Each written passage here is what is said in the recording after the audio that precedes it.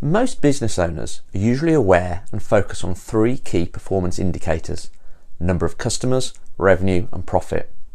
However, these are the outcomes of activities, and so businesses should really be focused on the activities that influence those outcomes. The profit growth formula is a visualization of this. So the formula is number of qualified leads in the pipeline. It's important to focus on those that are qualified, those that are prospects, not suspects. Next, the number of qualified leads that you convert.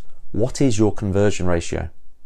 Multiplied together, you'll get your number of customers. If you know the number of customers you need, then by reversing the formula, you can determine the number of qualified leads required. However, our formula now takes the number of customers and multiplies it by the average transaction value. If relevant, dependent on your product or service mix, you then multiply this number by the average number of transactions per customer per year. This now gives you the revenue key performance indicator. An exercise to do is to try to work out, plan and then execute how you can increase either the average transaction value and or how to drive more transactions. Great customer service is a good tool to increase transactional volumes. Having now arrived at your revenue figure, you now multiply this by your margin. Margin being the revenue minus the cost of goods sold and your overheads, to arrive at the profit KPI.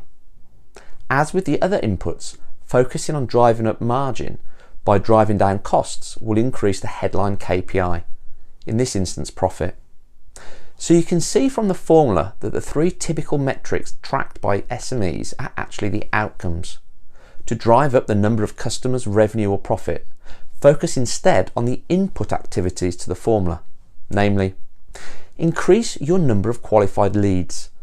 A higher proportion of qualified leads entering your sales funnel should then increase your conversion ratio. Increase the average spend per transaction or the number of transactions will then drive increased revenue. And focusing on the margin you make for each product or service will increase your profits. Improving and targeting these activities will increase customers, revenue and profit, delivering rocket fuel to your growth ambitions.